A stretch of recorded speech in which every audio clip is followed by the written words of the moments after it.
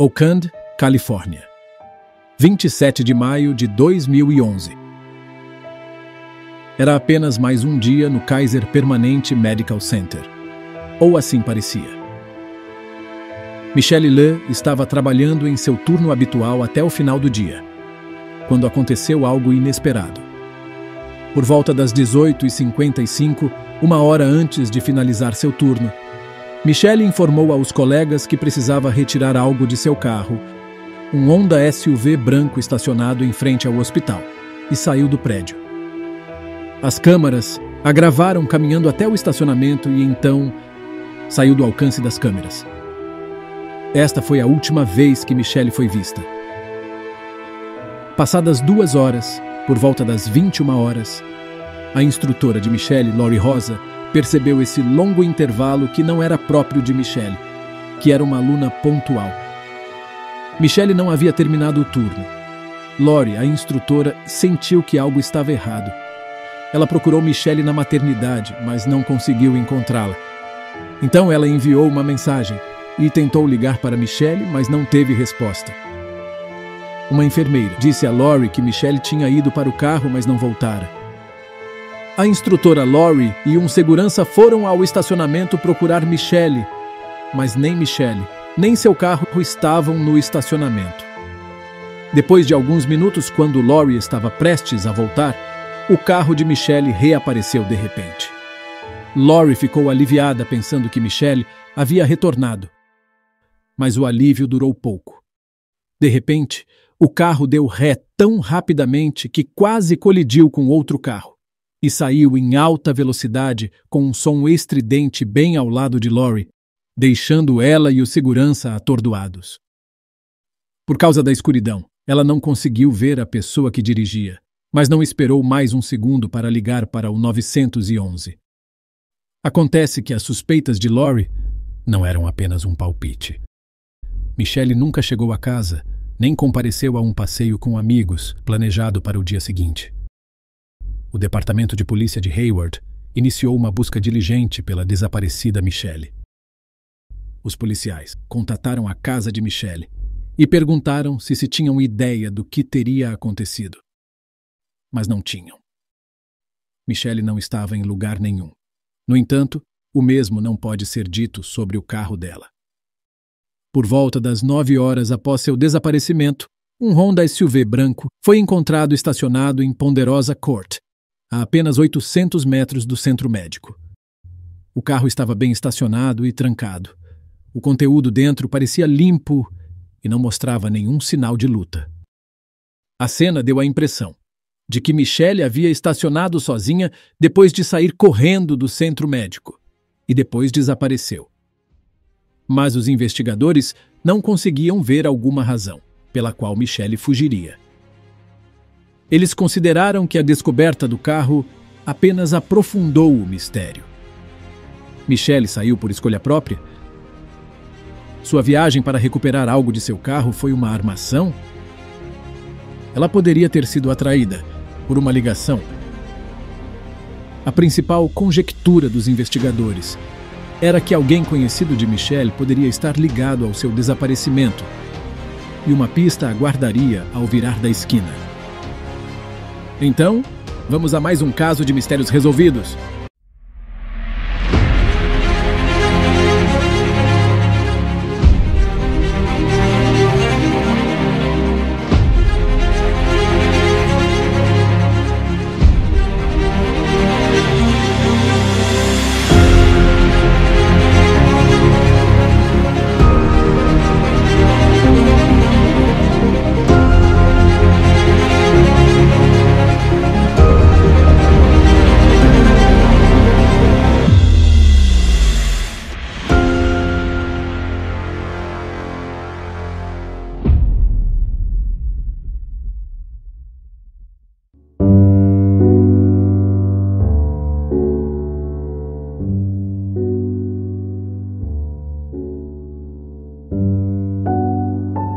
O caso de hoje nos leva a Oakland, Califórnia. A cidade de Oakland tem 440 mil habitantes e faz parte da região metropolitana da Baía de São Francisco. O território de Oakland cobre o que já foi um mosaico de pradarias costeiras da Califórnia, florestas de carvalhos e matagais costeiros. A cidade tem um ambiente artístico vibrante, sendo a cidade com maior quantidade de artistas per capita dos Estados Unidos. Michelle Lee nasceu em 12 de outubro de 1984, em Rancho Penhasquitos, uma comunidade suburbana, localizada na parte nordeste da cidade de San Diego. Ela cresceu em uma família amorosa com seu irmão mais novo, Michael. Com frequência, eles visitavam os primos. Depois de se formar na Mount Carmel High School, em 2002, ela se mudou para a Bay Area para continuar seus estudos. Estudou na San Jose State antes de se transferir para a San Francisco State University. Michelle sempre quis seguir os passos de sua mãe e se tornar enfermeira, mas sua mãe faleceu com câncer quando Michelle era adolescente. Michelle acabou matriculada em um programa de enfermagem na Universidade Sanel Merritt, em Oakland, Califórnia, onde pôde realizar seu sonho. Embora ela tenha se afastado da família, permaneceu próxima deles e foi o centro do seu afeto. Ela adorava passar tempo com eles. E era conhecida por sua natureza amorosa e atenciosa. Em casa e no trabalho, era valorizada pela sinceridade e disciplina. Esperava-se que Michelle realizasse grandes coisas, mas a vida tinha uma virada inesperada esperando por ela. Era uma noite quente na Califórnia, em 27 de maio de 2011. O sol tinha acabado de se pôr, a escuridão aumentou. E não houve sinal de Michelle, ou descanso para a polícia, que não deixava pedra sobre pedra em sua busca por ela.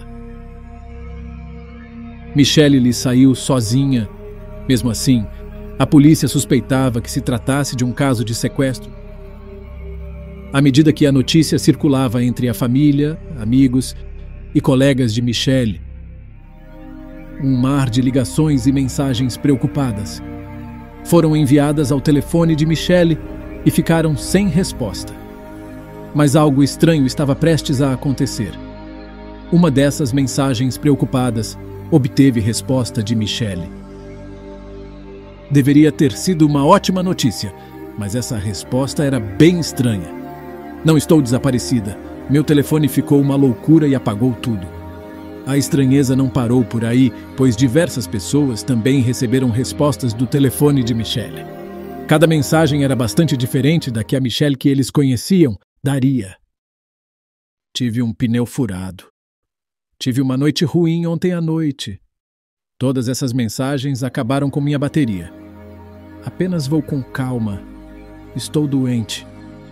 À medida que a polícia comparava essas mensagens, observaram que várias delas eram iguais. Elas foram copiadas e coladas. E tão repentinamente, assim como as mensagens começaram a chegar, elas pararam. A localização de envio era dentro do hospital. O fluxo de mensagens estranhas deixou os entes queridos de Michelle mais petrificados e a polícia ficou perplexa. Mas essas mensagens solidificaram a teoria de que alguém conhecido de Michelle estava envolvido em seu desaparecimento. A busca por Michelle continuou. A família viajou 8 horas de sua casa para estar na cidade onde Michelle havia desaparecido e apoiar a busca em andamento.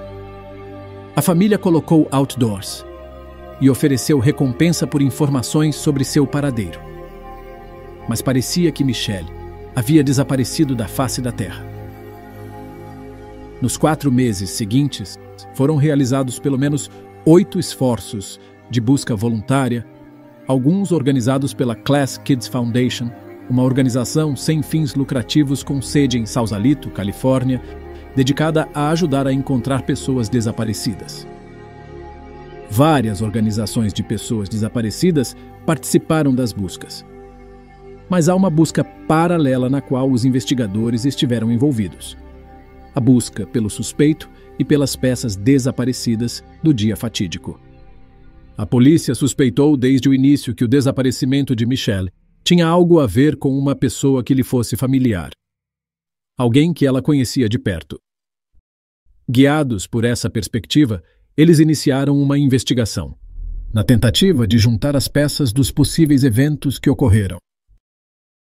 Havia pontas soltas, para as quais os investigadores estavam voltando sua atenção. Começando pelo carro, havia a possibilidade de que pudesse conter algo que era invisível a olho nu. O carro foi levado para uma investigação mais aprofundada. A segunda linha investigativa que a polícia seguiu foram as câmeras posicionadas dentro e ao redor do estacionamento. Este exame teve como objetivo descobrir quaisquer pistas negligenciadas ou detalhes que pudessem lançar luz sobre as circunstâncias misteriosas. O último tópico que eles investigaram foram as relações e conexões de Michelle. Entrevistaram pessoas, começando pela família. Eles queriam saber se ela tinha problemas com alguém. Foi aí que um nome específico se destacou, alguém com quem ela havia brigado recentemente. Sua amiga, Gisele Esteban. A polícia foi conversar com ela, então souberam que ela também estava procurando por ela. O inspetor Rich, ao falar com ela, lhe disse: Ok, e conversando com os amigos dela e tal, entendemos que vocês tiveram um relacionamento fútil. Ao que Gisele respondeu: A tumultuous relationship. She was my best friend who slept with my then fiancé. Um relacionamento fútil? Ela era minha melhor amiga e foi embora com meu noivo, Scott Marzan. Gisele Divaga Esteban nasceu em 4 de fevereiro de 1984, em Union City, Califórnia. Mais tarde, mudou-se para San Diego e se estabeleceu no mesmo bairro que Michelle. Michelle e Gisele estudaram na mesma escola e se tornaram amigas íntimas. Quando Gisele se mudou para essa faculdade, Michelle a seguiu até lá, para estudar na mesma faculdade e até morou no mesmo bairro. Suas vidas conectadas as tornaram amigas mais próximas, estando juntas na faculdade e objetivos de carreira. Michelle foi à universidade em 2003, mas em 2002, Gisele conheceu um garoto chamado Scott Marzan e ambos eram calouros na San Francisco State University. Mais tarde, quando Michelle entrou, Gisele apresentou Scott a ela. Michelle e Scott gostaram imediatamente um do outro e namoraram por 1 mês. Mais tarde, eles se separaram em termos amigáveis e permaneceram amigos íntimos. No entanto, o interesse de Gisele por Scott cresceu e um novo capítulo se desenrolou, quando ela e Scott reiniciaram o relacionamento. Tudo deveria ter sido um novo começo, mas neste caso não foi. Um dia, Michelle enviou uma mensagem para Scott, informando-o sobre uma gravidez indesejada que ela estava carregando. Ela decidiu fazer um aborto.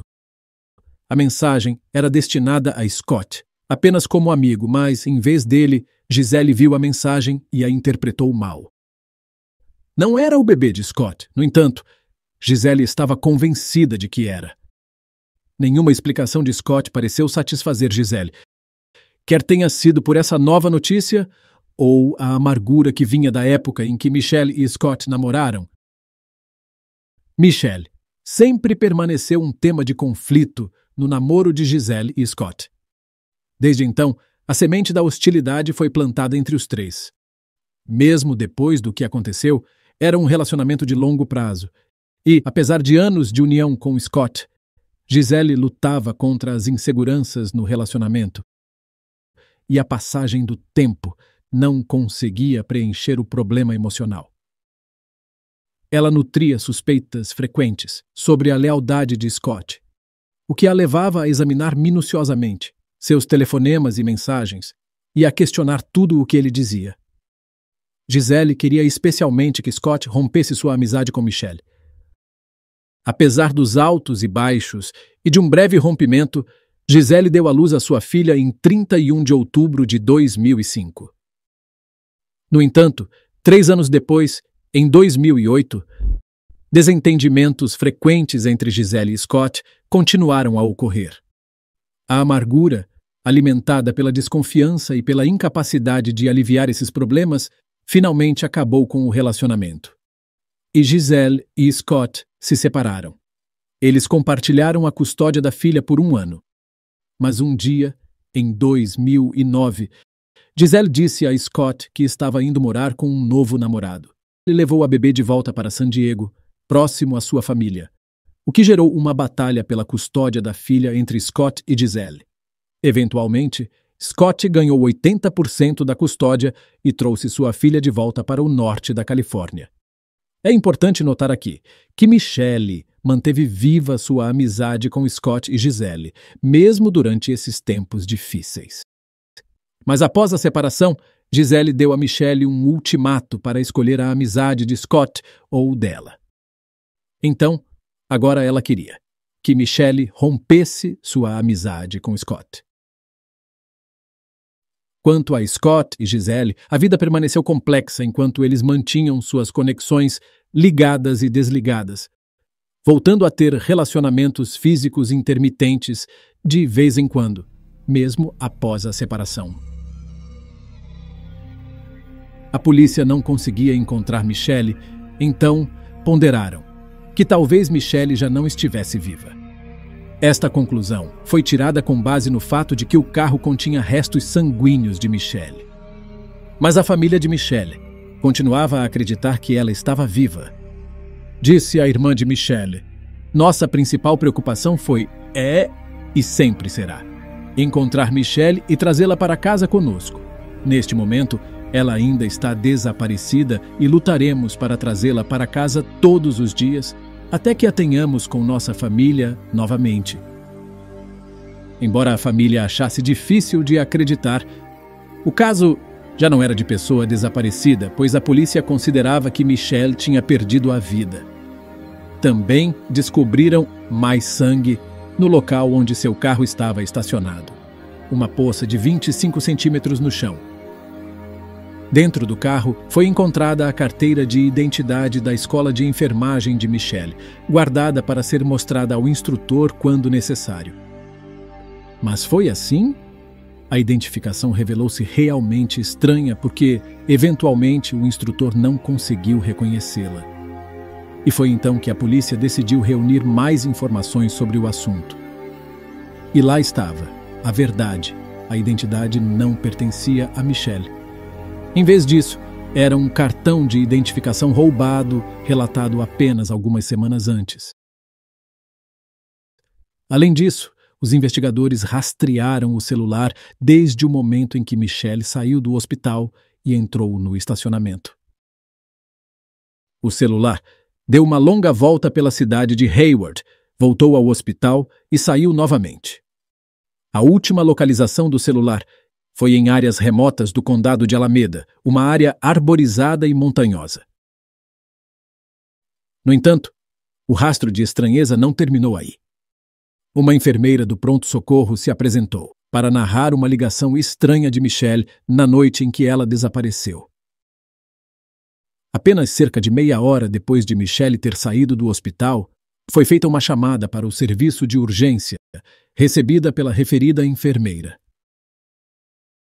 A ligação era supostamente de Michelle, e ela queria que seu instrutor soubesse o motivo de sua ausência. Segundo a suposta Michelle, seu pai teria sofrido um infarto e foi levado ao hospital, mas ela não sabia qual. Então ela estava verificando todos os hospitais ao redor e não voltaria ao trabalho como esperado. Quem fez a ligação se esforçou muito, mas perdeu um detalhe simples. O pai de Michelle estava no Vietnã, um detalhe que a verdadeira Michelle sabia. Parecia que todos os ângulos que a polícia encarava traziam surpresas. Horas de análise das câmeras do hospital, do dia que Michelle desapareceu, mostraram uma pessoa entrando no hospital que, no entanto, não tinha um nome tão surpreendente: Gisele Esteban. Nos meses seguintes, Gisele Esteban foi frequentemente chamada pela polícia, mas não houve muita coisa. You and Michelle were close friends, is that right? Considered her my sister. When was the last time that you and Michelle actually spoke? I don't know. I don't remember seeing her at the meeting. Back in December? I think so, yeah. Okay. And what has happened since then? I don't know. How do you feel about the fact that she's missing? I wish you guys would find her already. And since you and Michelle used to be so close, what do you think is going on with her? I don't know. I don't know who she is anymore. O verão deu lugar ao outono. A recompensa para trazer informações sobre o desaparecimento de Michelle foi aumentada para $100.000. Houve buscas frequentes de voluntários, que inicialmente começaram com paixão, mas agora começaram a diminuir. A família de Michelle não achou satisfatória a velocidade da polícia no tratamento do caso, e um detetive particular foi contratado. Por outro lado, a polícia olhava silenciosamente para a pessoa marcada em vermelho na lista, Giselle Esteban. A estranha identidade encontrada no carro foi roubada da escola de enfermagem de Michelle. Foram analisadas as câmeras de segurança alguns dias antes. Giselle foi encontrada passeando pela escola com esta prova. Seu telefone foi rastreado mediante a ativação da torre sem fio na noite do incidente. Foi detectado em uma área remota de Alameda, onde o telefone de Michelle foi desligado e ligado novamente. Quando todos recebiam respostas de Michelle às mensagens que lhe enviaram, os telefones das duas mulheres percorriam o mesmo caminho. Havia inúmeras evidências que indicavam que Giselle sabia mais sobre Michelle. Mas sem o corpo, a polícia não poderia provar que havia uma ligação definitiva de Giselle com o que havia acontecido com Michelle. Apenas algumas semanas depois, viria algo mais, uma história ainda mais profunda sobre o que realmente pensava Giselle, e não apenas o que ela filtrou durante as conversas com a polícia. Uma nova história veio de Scott quando encontrou o celular de Michelle no banco de trás de seu carro e imediatamente chamou a polícia. Estava petrificado e disse à polícia que alguém estava armando para ele. E disse que Giselle seria esse alguém. Uma história de fundo se seguiu na conversa de Scott com a polícia.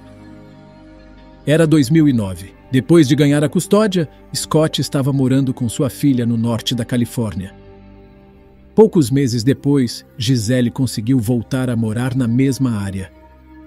Um dia, Giselle sugeriu a Scott e Michelle que, desde todos os três moravam perto, deveriam se encontrar para deixar o passado para trás e reavivar a amizade. Michelle concordou com o plano. Scott também não encontrou nenhum mal nisso. E assim, o encontro aconteceu. No entanto, Giselle acabou não gostando de sua própria ideia, do jeito que ela havia previsto.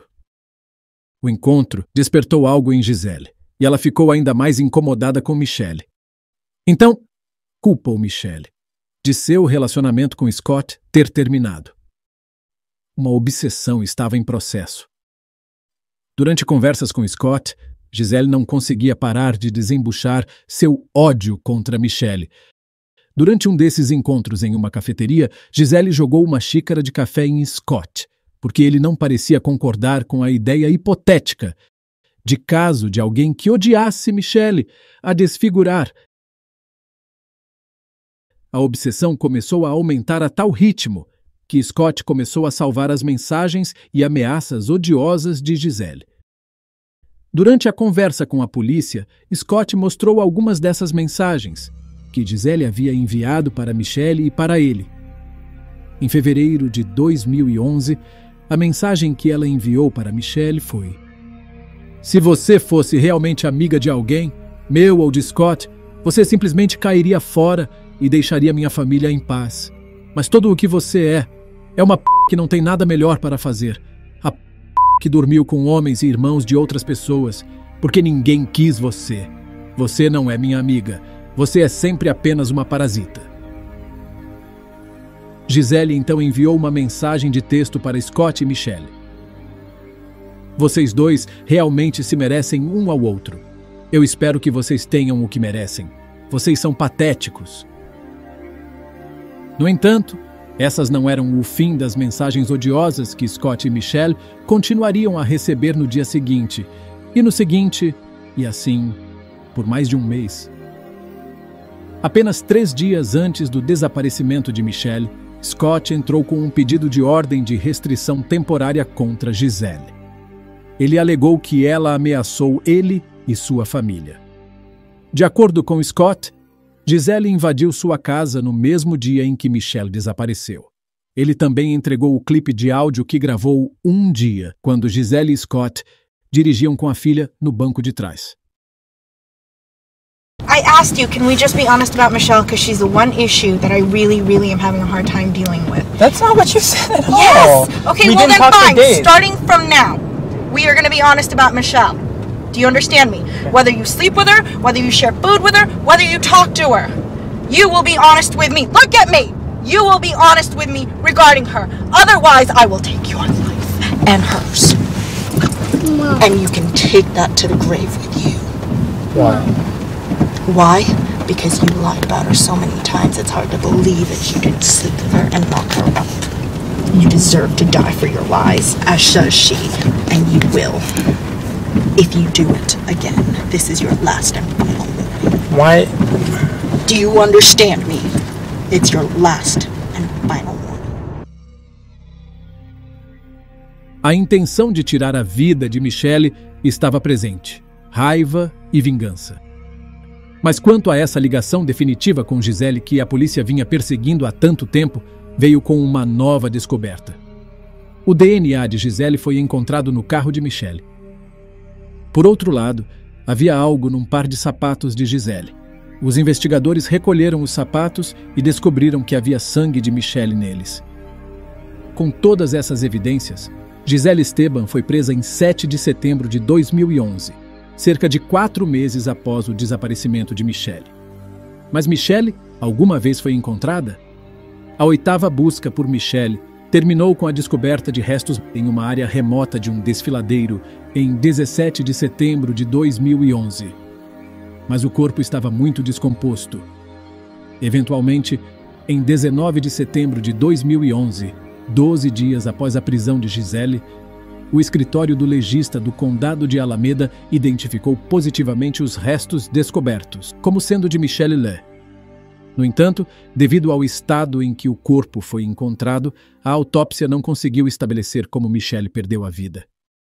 De acordo com a polícia, e posteriormente com a acusação, o plano premeditado e elaborado de Gisele incluía perseguir Michelle para conhecer a sua agenda. Todos os dias, ligava para o Hospital Kaiser Permanente para saber se ela fazia check-in. Ela até foi à Apple Store no dia do crime para saber como reiniciar um iPhone. Gisele começou a localizar Michelle e perguntou seu endereço a vários amigos em comum da faculdade.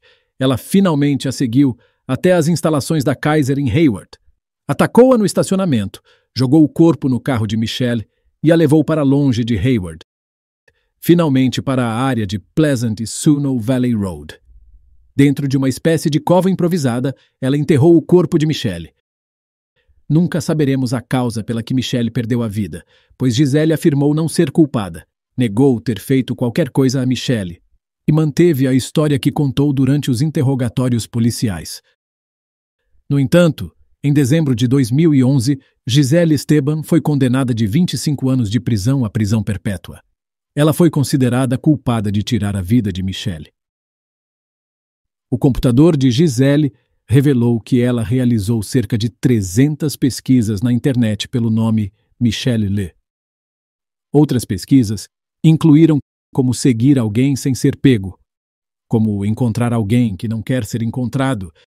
Existe uma determinada substância química que pode induzir ataques cardíacos sem deixar rastros, como induzir um ataque cardíaco e onde comprar cloreto de potássio. Quando planejou, Gisele estava grávida de 2 meses. Em 2012, ela deu à luz sua segunda filha com Scott, enquanto estava na prisão. De acordo com Scott, ele e Michelle nunca namoraram depois daquele mês durante a faculdade. e nunca tiveram relações físicas durante ou após o relacionamento. Michelle era apenas uma amiga de Scott. E para Gisele, o ciúme é uma emoção comum com potencial corrosivo para ultrapassar todos os limites da banalidade. No caso de Gisele, ela mergulhou em um estado psicológico sombrio que a levou a pensamentos obsessivos, sentimentos intensos de traição e um senso distorcido da realidade. Nesses casos, a mistura tóxica de ciúme e emoções desenfreadas pode impulsionar tragicamente alguém a cometer atos impensáveis. Mas mesmo depois de Gisele abrigar e vomitar ódio, Michelle não viu o que estava por vir. Scott não conseguiu compreender a gravidade das ameaças e da obsessão do dia a dia de Gisele. Por outro lado, os filhos de Scott e Gisele estão destinados a crescer com uma mãe atrás das grades. Na explosão interna e psicótica de emoções, o ciúme de Gisele emergiu como um poderoso adversário. Relacionamentos tóxicos são feitos e mantidos o tempo todo, conosco ou ao nosso redor. E Scott exibiu os estágios típicos de uma vítima em uma dinâmica abusiva, entrando e saindo do relacionamento.